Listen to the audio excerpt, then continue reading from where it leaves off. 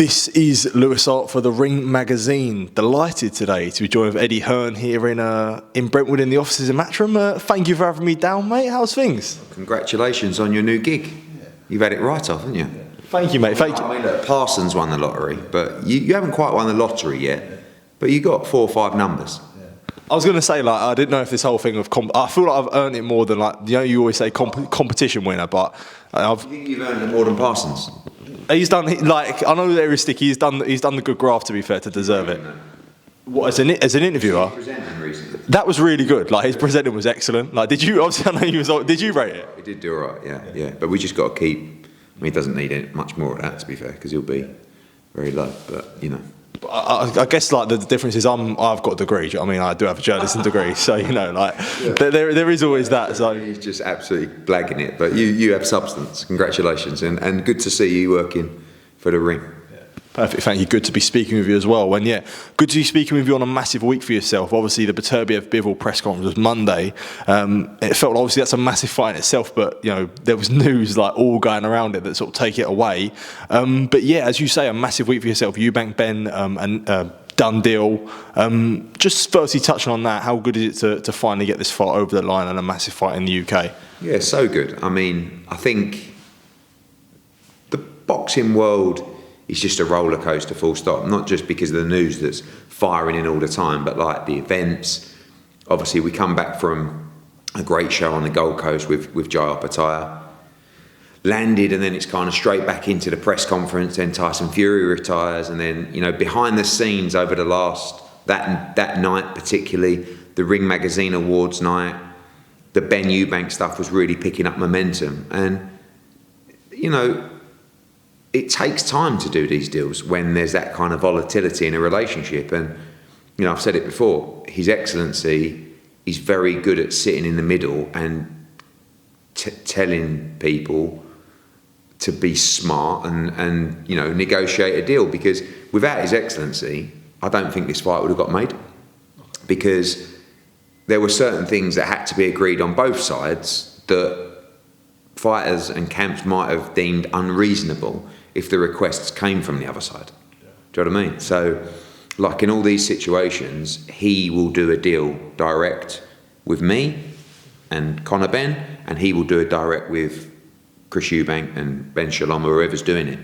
And it's so much easier to do that than me try and do that. Even though, you know,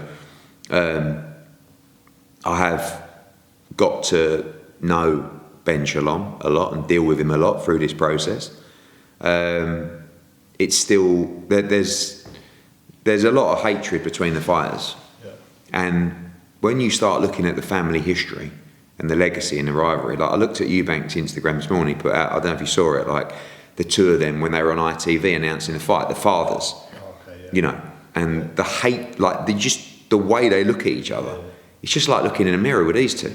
And it wasn't really like that 2 years ago for the fight, if I'm honest. They weren't friends, but they still had the respect of, oh, we're the sons of, you know, our fathers and the greats and the legacy and the name.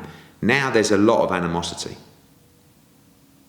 It's more like the Ben Eubank of old, because Nigel Benn despised Chris Eubank Sr., despised him. And, you know, I can see so much of them in these two. And it's just going to be a massive event. So, yeah, really pleased to get that over the line. Really pleased that it's landing in the UK, which is really important because we know there's major events taking place in Riyadh and around the world. And, yeah. And it was all, you know, ahead of Feb 22nd presser, which is just, as we know, the best card we've ever seen. And boxing's just in a tremendous place. Yeah. It's interesting you say that because it brought me on to a point when you mentioned there about the first press conference. I know there was needle at the first press conference when Eubank come out with the 60% and this and that, but very much you feel like it's a different feel now. And that the main thing being the fall off of October the 8th, that October the 8th show, all them years, like 2 years ago now. But it's a bit of a different feeling, as you say. Like there's a lot more needle now, and it's a lot darker. Would you say? Yeah, I think that the first fight had unbelievable narrative, because it's Ben Eubank. But now you've got 2 more years of storylines and the controversy, the opinion, the pain, you know, the what some might feel as disrespect. Conor felt that Eubank was kicking him when he was down. And, you know, I don't necessarily blame Eubank Jr for having an opinion on the whole thing, but that's Conor's opinion, is you tried to finish me when I was at my lowest, and now I'm back, and all the pain that I've suffered is being unleashed on you in April. And the build-up's going to be unbelievable. The numbers are going to be huge. When we went on sale, I said the other day, when we went on sale, I actually got it wrong. I said it was the fastest selling and biggest grossing boxing event at the O2. It's the biggest grossing event at the O2 when it went on sale last time. Obviously this time we're going to be in a stadium. That'll be announced in due course. It's going to be the hottest ticket in town. And you will see with the build-up, it will go super mainstream. And obviously with His Excellency involved in the ring, it's going to be huge. And the plans they have as well, it's going to be a massive night. When it comes to Conor Benn, and especially in the lead up to the fight, I'm sure when he does, you know, media roundtables, when he speaks to the media, there will be a lot of questions on the drug tests and the clearing and the reason of clearing, which I know you've always said is confidential. How do you think that will go? Like, when I say it's confidential, it's not. Oh, I'm not telling you. It's like, you know, you go through a process where the rules are it is confidential. You know, you get people say, well, you can apply for this and that, and the reality is the entire case was heard with all, and it had nothing to do with jurisdiction. It was everything around the testing, the results, the procedure, everything.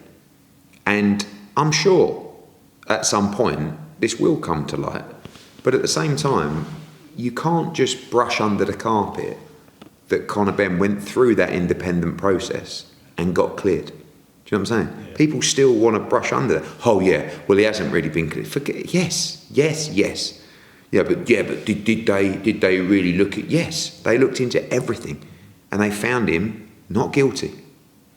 He has not been charged, never signed served a silent ban, and like, I don't want to go into this too much in a build-up to this fight. I know it's inevitable. Yeah, but at the same time, it's like, I don't know how much longer we can talk about it. We've talked about it for 2 years, and now you've got the fight. So, you know, I think part of this will be putting that behind Conor Benn. And some people will never put it behind him. That's just life, and that's people with agendas and people that are too stubborn to accept the truth.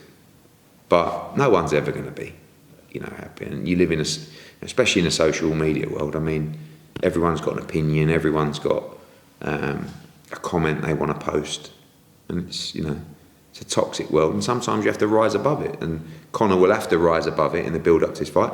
Eubank's going to give it to him, no doubt. Yeah, that's what I was saying. So I was saying Eubank's going to probably mention it. Nothing you can do about it. Yeah. You know, but you've just got to stay focused and put all your energy into what will be a tough fight. You know, I mean, let's have it right. Conor Benn is moving up 2 divisions to fight Chris Eubank. He's at a big size disadvantage, but he's a much better fighter than Chris Eubank at this stage. And that's what makes it a 50-50 fight, the size. And he's ready to go. You mentioned the size there, and it does bring me on to the potential rehydration. I know Chris put out a tweet saying that they're trying to slap a rehydration clause on me, and I know you mentioned there that it's probably isn't something that you're involved in, especially with the directing, dealing with the fighters directly. But is there a rehydration clause? Like, what is the plan for this? There is, and it's a very fair one. It's much more beneficial to him than the first fight, and the weight is different to the first fight. Like, it does make me laugh that, you know, Eubank wants to moan about a rehydration clause. He's fighting a welterweight. The weight is 160, right? Yeah. That is his weight. Yeah. It's not, you know, people say, oh, you're bringing him down to 160. What are you talking about? That's his weight. He just boxed at 160. Now, before, the fight was at 157. And I believe the hydration clause was 8 or 9 pounds. Got to be honest. Yeah. That was a good spot for us. He would never have made 157. Trust me. He would have paid the penalty. Yeah. But this time, it's at Chris Eubank's natural weight, which is 160. Any hydration is no more than the governing body hydration, And he shouldn't be, he always says, I only put on 5-6 pounds after a weigh. So there's no issue for him anyway. And you can't moan about a rehydration clause when you're fighting a welterweight. What do you expect? Conor Benn, who will weigh 160 for the fight, will get in the ring at one, probably not too dissimilar to Eubank, if he's telling the truth, 165, 170. You have fighters that hydrate 25 pounds after the weigh. You could be giving away over a stone if you're not, and it's our job to get the best deal for Conor Benn, with all the elements of the deal that work in his favour. I don't mind saying that. That's a job of a promoter. Yeah. And we've got a brilliant deal, all round. Financially, every point that we wanted, we got delivered. And I'm sure Eubank's happy with the deal as well. So, I don't think Chris can moan about Conor Benn coming up 2 divisions to fight him at his natural weight, where he will hydrate as normal. So, yeah. That's the thing with the rehydration clause. I think a wider topic in boxing, it's always something that is quite criticised. But as you say, with this, you don't see no issue. You don't feel like it's a stipulation. I don't think when people criticise it, it's not for a fighter moving up 2 divisions. People criticise a hydration clause when you make a fighter who's tight at the weight hydrate. Ryan Garcia was a good example. That's what I was going to mention. That's completely different. You've got and what they did to Ryan. Again, I don't know how many pounds, whether it was the 10 or whatever pounds it was, but he was being stripped down to his weight anyway, and then having to hydrate tight. Whereas Chris is just his natural weight with a natural hydration, but Conor's coming up 2 divisions. That's the difference. And Tank made a fighter in his own weight class, really, or just below, hydrate, and that was a big physical advantage for him. I listened to an interview with Robert Smith actually and Rob Tebbett on Boxing News yesterday, I think, and the discussion of Conor Benn's licence was spoken about. They said they're waiting. Robert said he's had a conversation with Conor, waiting for the reapplication. Is the plan to be licensed by the British Boxing Board of Control, or is it get a foreign licence and get the approval? Like what would be the latest? It's a Conor Benn decision. Being honest, I always feel that a British fighter fighting in Britain should hold a British Boxing Board of Control licence.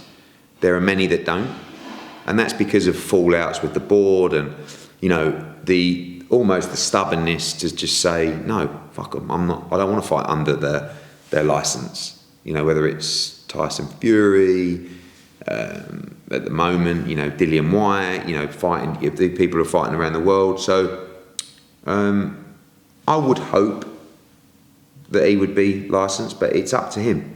There's a lot gone on. But hopefully now it's water under the bridge and we can all move forward. I believe Frank Smith has been in conversations with Robert Smith and they'll make a decision in due course which way to go. This fight, a big thing of it is obviously the dads. Conor has a great relationship with Nigel. Chris probably not so much with his father. Has there been any conversation of trying to get the dads involved with the promotion? I don't know if His Excellency Turki would have said anything. What sort of would be the latest? Not from us. I do think that might be something that His Excellency would look to do, because I think the way that he builds the promos, the way that he builds the narrative, you would think at some point he's going to want to use those guys to be involved in the storyline. I've no idea about the relationship between Chris Eubank Jr and Senior. I hope that Senior is involved in the fight, not just for the promotion, but for Junior. I think it would be a great thing for them to share. And I again, it's personal stuff for them. It's nothing to do with me. I hope that relationship can be strong, because it's a father-son relationship. The father is a legend of the sport, very tough man, brave fighter, and his son is in one of the biggest fights in the history of British boxing. So, that's for them, but I would love to see him as part of, not even just a promotion, but of his team. 2-fight deal as well. Do you think the likelihood is that we get both fights in the UK? This first fight's going to break records, so we'll see what happens in the fight. It's going to be a violent shootout. You know how Conor Benn fights. He's not going to go in there and just try and take the fight deep or box to a points decision. From the first bell, Conor Benn is going to meet him in the middle of the ring and try and knock him out. And I think the fight will be over inside 6 rounds. I think it'll be Hagler-Hearns style, absolute toe-to-toe war. That's what I think it'll be. And if you get rounds, and it is what it could be, the number 2 is going to be huge. But, like a lot of these things, sometimes there's diversions. Sometimes a fight comes up for a world championship. Sometimes someone wants to move up in weight. So you're never, contractually you are, but you're never fully guaranteed the second fight until you step back in the ring. And, of course, all the focus is on the first one. A good friend of yours, Simon Jordan, was on the Talk Boxing podcast, and they were speaking about dream fights that Turki had. And when the idea of Eubank Jr. Benn come up, he said he has no interest in it, and he's never had any interest in it. Turki did invite him to go to the show on April 26th. Obviously, that's a proposed date. But I didn't know if any reaction to those comments from Simon. He's just talk. You end up, you talk yourself into not being interested in it. There isn't anyone in the world that won't be interested in this fight when those two step in the ring. Yeah. And, look, Simon's obviously got to swallow a few bitter pills with this fight happening, because both guys are in the biggest fight for years, both making, life-changing money, and he probably don't like it, really. He's got his opinions, and you're never really going to get Simon Jordan speaking positively about Ben Eubank, even though every one of his friends, everyone he knows will be there, will be dying to witness just a huge fight. When it comes, as you say, speaking to Ben Shalom and I guess creating that relationship now with Boxer, do you think it could be a sign of things to come now? Maybe you do see, I know they're talking about Carol Underbar and Terry Harper and fights like that. There's discussions for other fights to be made now. Yeah, I've always said that I'm happy to work with anyone. And, I've been speaking to Ben, 2 or 3 weeks, like 4 or 5 times a day. He's all right. He quite makes me laugh, actually. I said to him, "You're a strange fella." But people soon realise when they speak to me or work with me, I'm really chilled. I think that surprised him as well. Like, I'm a lot more chilled than others. And I don't really care. I'm here to do business. I'm here to make great fights. I'm here to have fun. I want to be part of great nights. And if we can do that together, if I can do that with Frank, if I can do that with Oscar, I really don't care. I'm cold to it now, And I think everyone's different. Ben's young, he's learning, he'll make mistakes, it'll be tough for him, it'll crush him, and all the things that it was really for me when I started. But at the same time, you got to battle through it, but you've got to know how to deal with people, and you've got to be socially good enough at that as well, not just the maths or the operations or the business or the deal making. You've got to be personable enough to build bridges, and when you do come in contact with people, you've got to, hopefully you enjoy their company. Like, none of people talk about me and Frank, but I would socially, I did the other night, have dinner with him, and that makes it a lot easier, because you're talking to that. If you don't really get on with someone, you don't really like them, you still do business with them, but when the phone goes and you look at their name, you go, fucking hell. So you always said that about Bob, didn't you? Yeah, but Bob doesn't care. Bob I could slag Bob off in this interview. He'd have dinner with me tonight. Yeah. That's why he's good at what he does, because sometimes he takes the emotion out of it, not always. And it always depends what's been said. But these old school guys, like Frank Warren and my dad and people like that, they don't fuck about. Like, if you disrespect them, if you talk badly, if you say, then that they're not. I'm a little bit different. I don't know if that's a good or a bad thing, but it doesn't affect me as much, and I'm happy to move forward with those guys. And the reason that I throw my dad in there is because I'm showing you it's not a disrespect thing of me talking negatively about Frank Warren. It's that mould of person. And, my dad will sometimes say to me, it's even like with the Warren stuff, with the 5v5, when it first all happened, he's like, my old man's like, are you sure? What's going on here? I'm like, no, it's cool. It's really enjoyable, actually. He's like, and that's, obviously you got that with Boxer and Queensberry now, Yeah, exactly. And I'm not sure how it's going to go. For yourself, just talking there, I guess on a business sense, like how hard is it to drop that? And I know when Turki and His Excellency comes along, that sort of goes. But how hard is it to, I guess, drop that? I don't know whether it's an ego or that idea of when you, I don't know. Like how hard do you think really is it? I think it just depends on. Like, was it hard to drop that with Ben and actually have like a? No, not at all. Or I guess they not take things personal in a sense in business. I was joking with him. I said, "This is great for you." I said, "You're learning so much from me," And he's, I'm not sure of the substance of the man yet, but I find him quite amusing, and I just like having a laugh. I like having banter. I like taking the piss out of each other, But until you spend time with people, all you ever hear or see is the interviews and the clickbait and all that kind of stuff.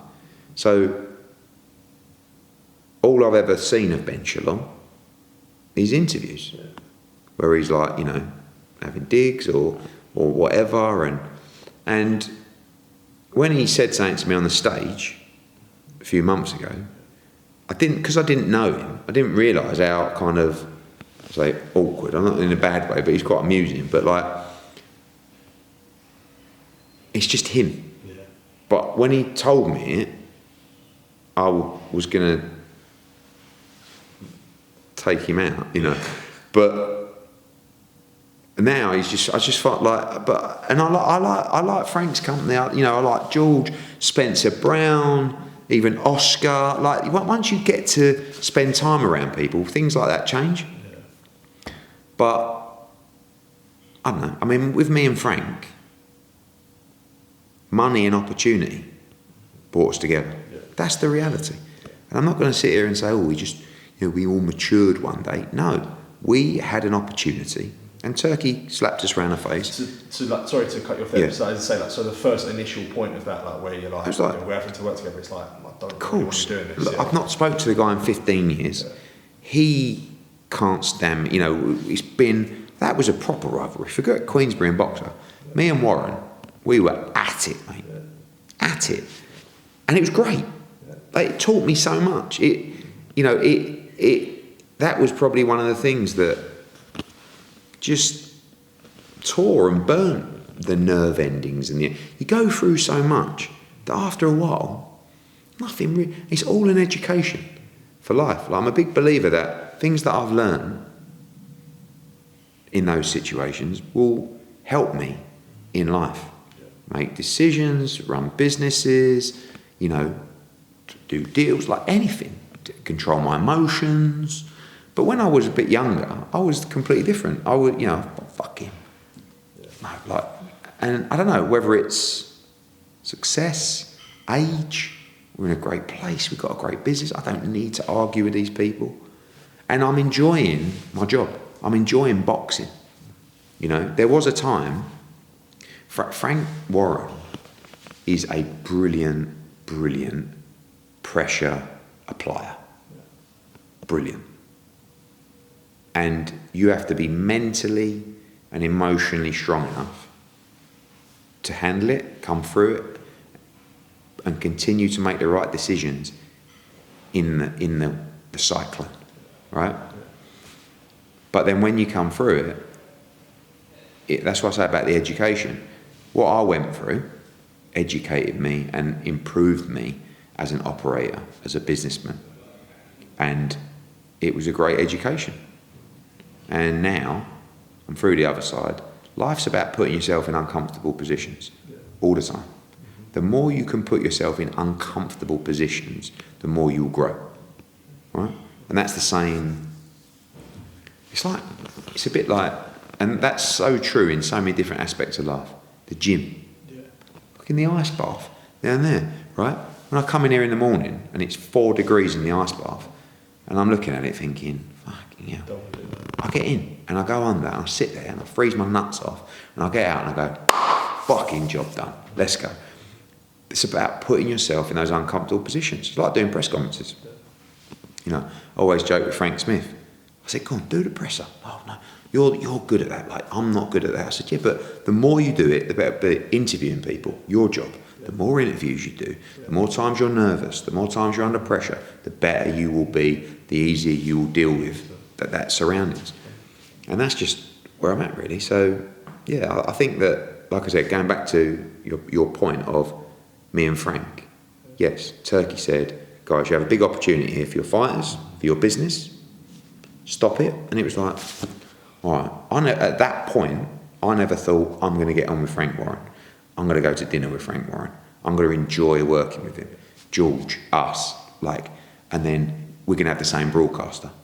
And then, and we enjoy it. And I think you always sleep with one eye open in boxing, but I do, whether it's naively or not, I trust those guys, and I'm enjoying that phase of my career where there's just a good feeling at the moment that boxing, everyone's kind of coming together for boxing. Yeah. And I think the momentum's unbelievable.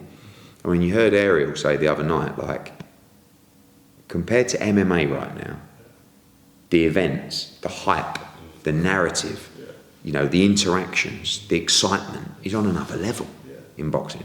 And it's helping transcend through all the shows. Yeah. Our shows, small hall shows. People are hot on boxing. Jai Opataya in Gold Coast, 6,000, great viewing figures. We've got Pacheco in Vegas next week, the same night as Dalton Smith, 10 hours of straight boxing. Catchwell Barbosa's doing really well. You've got Ben Eubank, Crocker Donovan's going to sell out. Yeah. Chisora's fighting, that's their show, doing really well on tickets. Do you know what I mean? I just think it's good for the ecosystem. Yeah. Yeah. So, yeah. On that as well, and future events, I know this is obviously the Ring magazine channel, but I did want to ask you, obviously Eubank Ben is a Ring show, it's in collaboration with the Ring. What can you tell us about those potential shows now? Is it a case of, look, Riyadh season's in Riyadh and the Ring shows are more of a personal sort of investment, I guess, from Turki? Maybe, yeah. I mean, that's one for His Excellency, but obviously Riyadh season is a huge entertainment culture, if you like, in Riyadh, that runs from October till March, although seems to extend now, and is a big brand within itself. The Ring magazine seems to be a personal project and love of His Excellency, and he's got the most incredible ideas. I mean, I wish I could tell you what he was showing me the other night in terms of events, and he's really a one-off, I mean, look, there's a huge amount of money behind the push and the business and the country, and they can do things that we can't do. I mean, you've got Feb 22nd. If I did that show, our company would be in trouble. And we've got a massive company, right? But there's a method to the madness. When he bought the Ring magazine, I thought to myself, what a waste of money, right? Who even reads magazines anymore, right? And he believed in the magazine. He believed in the people that he was building as the team. But he believed in the brand. And then when we did the dinner in Riyadh for the Ring, and I started to see the plans for the magazine, started to see it come to life, started to see the print version returning, I actually thought to myself, he's got a great deal there. This is a great project. And he's rarely wrong, And I think the Ring is going to be a very powerful outlet for boxing.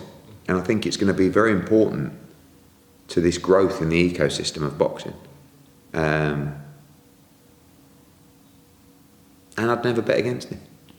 So I think the Ring magazine is going to be a huge success. Absolutely, I hope so as well.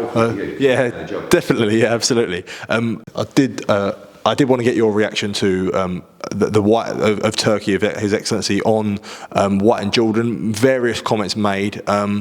Just first one I wanted to touch on was he said he wants to make Anthony Joshua against Deontay Wilder. I guess what do you make of that fight? Obviously, both Wilder and AJ coming off losses. Wilder, looking as people would say, a shell of his former self. What do you make of the idea of that fight happening? So, firstly, obviously, Joshua Wilder was a massive fight. It was signed. It was going to be announced. Joe Parker tore up the script, and then Deontay got beat by Zhilei Zhang. Joshua comes out, smashes Wallin, smashes Ngannou. He's the best heavyweight in the world. He's red hot, blah, blah, blah, blah, blah, blah. The Wilder fight's not interesting anymore. Joshua gets beat. Right? So now I can see the kind of narrative behind that. Wilder is apparently coming back in February or March. It's a big fight. It's not, honestly, one of the fights that we're targeting, because the only two fights we're targeting is Tyson Fury and the Dubois Parker winner. But if we don't get one of those, we're fighting. And if it's, they asked me the other night, all right, tell me who he could fight. And I just reeled them off, like Deontay Wilder, Martin Bakole, the Kabayal Zhang winner. There's another one, Dillian White. I don't know. I mean, I'm just giving you names that he could fight. It's not part of the plan, but His Excellency said to me the other night, I like Joshua Wilder. And I said, okay. I said, well, if Fury is retired and we don't fight the winner of Dubois Parker for some reason, I don't mind having a look at that fight. I think it's a compelling fight, because any fight where the loser's done, is an interesting fight. Two huge punchers that, are coming off defeats and need to resurrect their career in some respects. So, yeah, I mean, AJ would fight anyone. And he also mentioned Martin. I know he's obviously fighting FAA Jagba, but he did mention Martin Bakole about a fight in Africa. And I'm sure when you want to look back on your career, that big events like a fight in Africa with AJ would be a massive one. Do you think that's a realistic proposition, like to see a Martin Bakole fight? I know Martin and Billy Nelson are always sort of barking up the AJ tree. They've done the face-off at the Ring Awards. But do you think a fight in Africa with Bakole would be like an attractive proposition? If it was done right, and if the money was there. I mean, honestly, Joshua would fight anyone. He's more than happy to fight Bakole. He's more than happy to fight Wilder. He's more than happy to rematch Dubois. More than happy to fight Tyson Fury. I think if the fight was done properly and His Excellency was behind it, I think AJ would be fine to fight Bakole in Africa. Again, not really a target. AJ don't really care who he fights. My job is to put the roadmap together and commercially make it right. The problem with Martin Bakole is commercially he brings nothing to the table. But if he's a dance partner in a massive event in Africa, and obviously he's from the Congo, and I get it, and there's big money in the fight, no problem. What we're not going to do is just go and have a big tough fight for small money. Bakole's a good fighter. It's not an easy fight. It's not a warm-up fight. It's not a treading water fight. It's a real fight. And, if it's a real fight, then I'm going to do my job for AJ. But you don't have to worry about him. I mean, I think when Bakole called him out the other day, I think that was really good for AJ. Because, and he won't mind me saying it, he's been down after the Dubois fight. No doubt. Don't be fooled by the brave face and, the couple of little bits on Snapchat and, Instagram, and because he's a positive guy. He feels though that's how you got to carry yourself. That loss hurt him bad. And I know he'll bounce back strong. But those little call-out things, I know AJ. And when he sees those videos, that's the kind of thing that makes him go, yeah, fuck you. Right. I'm going to the gym, and he's a focused guy with, in my opinion, still a lot left. in the sport. And more comments that were made by His Excellency. He spoke about the shows. He spoke about a 5 versus 5 at the end of May, a show at the start of May, which I believe that would be Ryan Garcia and Devin Haney, both fighting different opponents. That would then lead to an October fight with the two, if they do come through that. And he also spoke about an August, or he's talking about discussions of an August show and December as well. What can you, I guess, tell it? And October as well, yeah. I guess, what can you tell us about, obviously, some being ring shows, some being Riyadh season, but what can you tell us about those comments? Not too much, because, you know, he's going to make his own announcements. What I will tell you is, we went through the entire schedule the other night, and it's mind-blowing. You know, and it's a mixture of Riyadh season and Ring Magazine. I'm sure he's got other news dropping soon as well regarding boxing and projects. Just incredible. I think that I like the way that he's putting a roadmap together, not just for individual nights, but what happens after that. So, you know, if that is Haney against Garcia in May, and then maybe in Riyadh season they fight each other. You know, what's going to happen with them? What's going to happen with Teofimo? What's going to happen with Canelo Crawford? I have no idea. You know, there's a lot of discussions going around. He can't do everything, but he can do a lot. Yeah, for Haney and Garcia with their potential fights in May, I know it's always a risk, and as we see before with AJ Wilder, the idea of having one more before a potential fight. Who do you think could be realistic opposition for Haney and Garcia for that May fight? If you could list off any names. Or... I mean, we've got loads of guys at 140. Are they going to come back at 147? Both guys have been out for a long time. Both guys have been off for a long time. I think, you know, if I'm matching them, although Ryan had a lot going on, I think physically that fight wasn't damaging for Ryan Garcia. It was damaging for Devin Haney.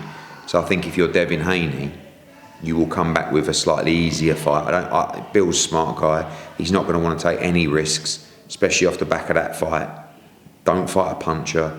You know, fight the right style. And Ryan's Ryan. I mean, I will say, I sat next to Ryan Garcia at the Ring Magazine Awards, and there's a real big change in the way that he's behaving. I think a lot of people have noticed that, because he's been quiet. He hasn't been as... It's great because, you know, the other night, he reminded me of the Ryan Garcia that I met, and say knew, I mean, I've only met him a handful of times, but before the Haney Garcia stuff.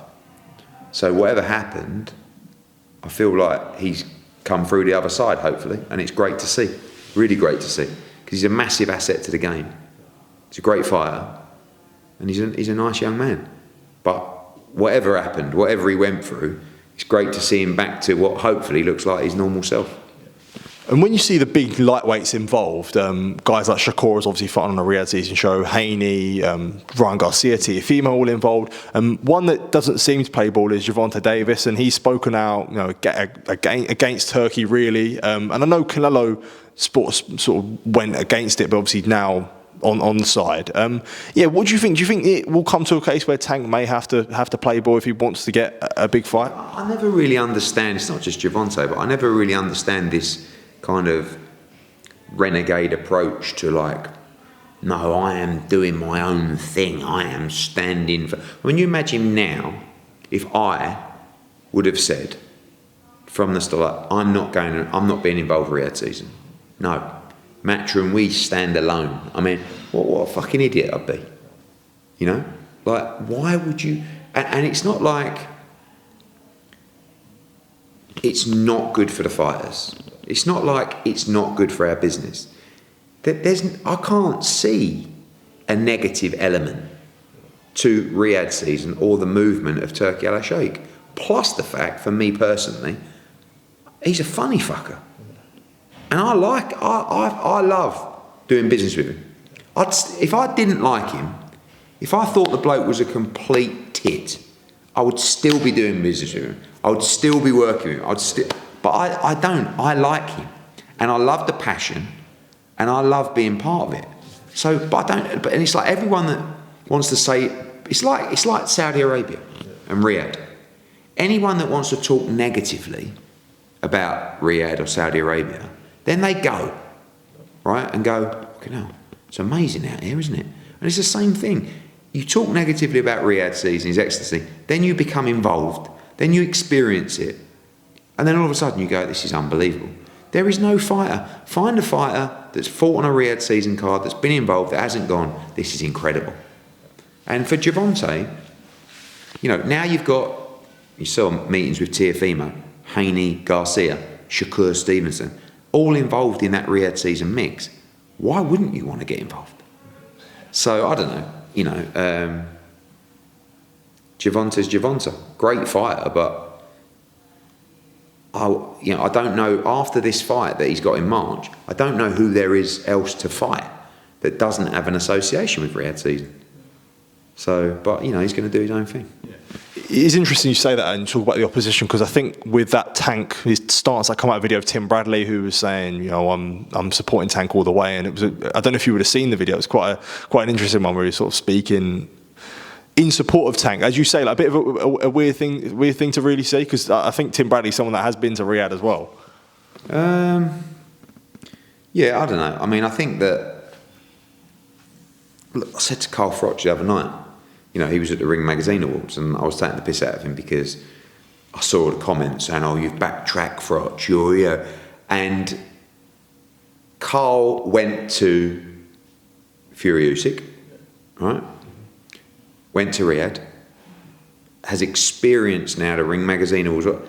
Like, Carl knows boxing. He loves boxing. He has realised, fuck me, this is unbelievable. So you can change your opinion and your stance quite quickly. But don't be stubborn enough to keep, like, go. You know, what Gervonta should do is he should come to February 22nd. Obviously, he's got a fight the week after, but come and experience it. You know, and like with Canelo never spoke negatively about His Excellency, but Canelo will do whatever the fuck Canelo wants to do. But Canelo's smart. He will also do what's right for him from a boxing sense and a financial sense. And when you see him at the Ring Magazine Awards, you have to understand, Canelo don't go to things like that. Like, I know him. And the last thing he wants to do is fly to London for some boxing awards. He did that for a reason. And the reason, clearly, will be a fight. And I'm sure that'll be announced soon. More comments from His Excellency were about the boxing league he was looking at making in America. I know he spoke, I think it was with TKO, and he said also in their comments that he's having a conversation with Queensberry and Matchroom about a different level of relationship. I don't know what was meant by that, like, if you could elaborate on what is it meant by a different level of relationship. Is it something like a boxing league? Like, what is really the plan that he may be alluding to there? I mean, firstly, the boxing league, yeah. I mean, it's been in the works for a long time. It's not something that we're involved with in America, but could be eventually. I can't speak on behalf of Queensberry, but, you know, I think his comments that we are a huge sporting business, not just in boxing, but across a number of sports, and we are one of the biggest and most successful businesses in sport. So we know that not just His Excellency for Riyadh season, but, you know, major organisations in Saudi Arabia look at companies that have significant growth and are of a significant size, and we are one of those. So there's lots of corporate high-level conversations going on, and we'll see where they go. And I think that's probably what he was referring to.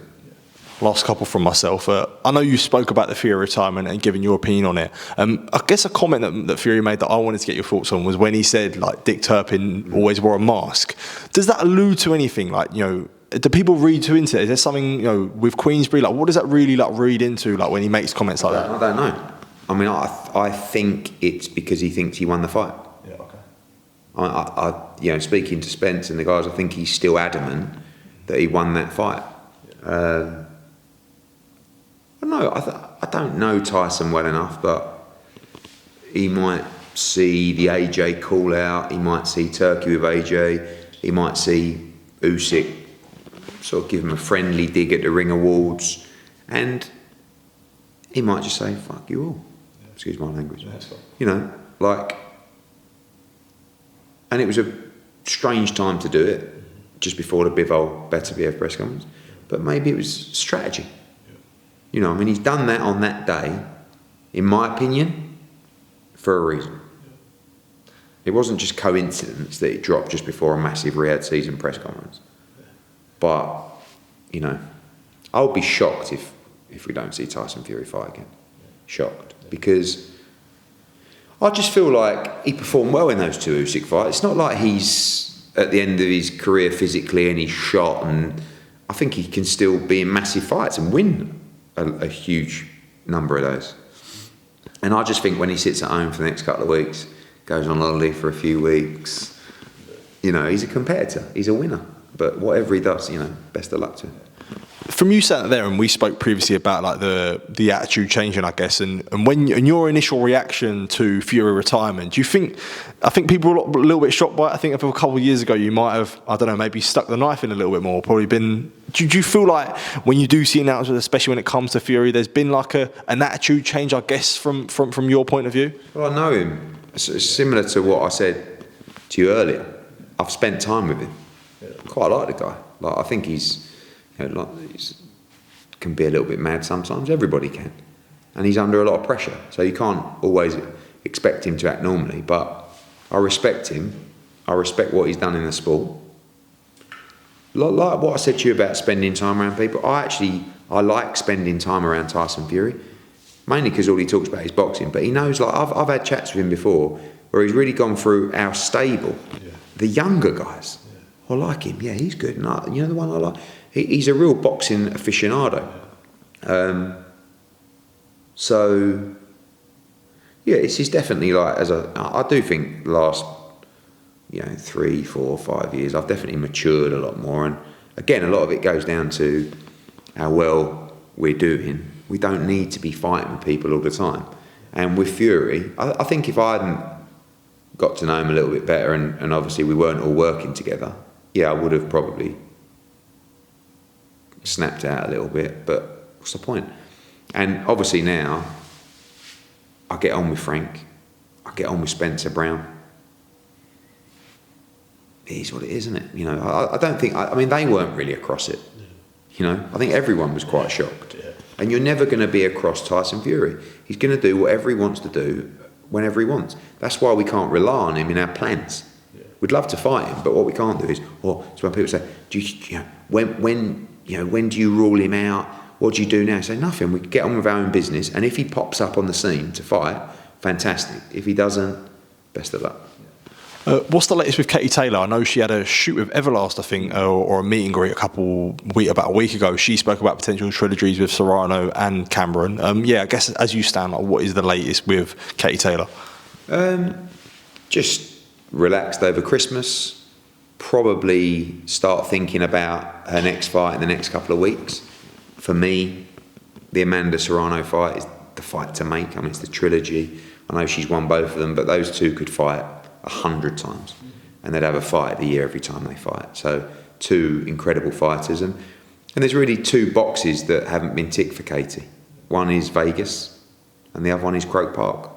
And whatever we do next, I think it will involve one of those. So, I'm sure we'll start conversations with MVP soon. Got Chantel Cameron's the mandatory as well if we don't fight Serrano, and that's another great fight, another great trilogy. So Katie Taylor will continue, and look, it might be her last year in the sport. Similar with AJ, all these guys and girls. Some of them are coming towards the end, and there's still a few huge nights for Katie Taylor left. Next Saturday, Dalton Smith fighting for the European title, and then switch over on the still on DAZN. Diego Pacheco in what I said to I done an interview with Frank earlier. I said I feel like it's going under the radar because Pacheco Steve Nelson is a real live fight, a real trade fight. So great cards all round as well. Yeah, it's a 10-hour straight broadcast. So firstly in Nottingham, of course, Dalton Smith going for the European title, really the last title that he hasn't won. He's won British, Commonwealth, WBC silver. He's going to be mandatory for the WBC title soon. The European title is one that he's desperate to win. Eddie Scotney's in a great fight against Miyamoto, the IBO world champion. Really good fight for Eddie Scotney. Conor Walker against Harry Scarr for the British and Commonwealth titles as well. And a whole host of our young fighters on the card there. And then not just Diego Pacheco against Steve Nelson, but Andy Cruz against Saucedo is a brilliant fight. And so is Tito Mercado against Jose Pedraza. And also there's another fight on the card, Ruben Claver against Mercado. It's going to kick off the broadcast. We're going to be making a lot of changes to the broadcast starting February 15th for the Jack Catterall card. So you're going to see some big announcements about that soon. But one thing that I really want to do, I want to start opening the broadcast with one of our young fighters in a big step up and a big test. And that's what Ruben Claver has on Jan 25th in Vegas. And yeah, so Feb 15, the first of the new look shows come into DAZN, and next Saturday 10 hours straight. So get your kip on Thursday night from 7 p.m, but obviously before the bell as well, all the way through till 4:30 in the morning. 2 nights all blended into one broadcast. Looking forward to kicking off the year. Just on Feb 15th there, I had a conversation with a few mates. Do you think that might be one of the best domestic cards you put on for a long? It's really good. Yeah, it's such a good card, Feb 15. And again, there's so much going on at the moment. You talk about fights going under the radar. I mean, Catterall Barboza is a massive fight. Belotti Gomez, brilliant fight. Zelfa Barrett against Jazza Dickens, great fight. Conor Tudsbury debuting on that card.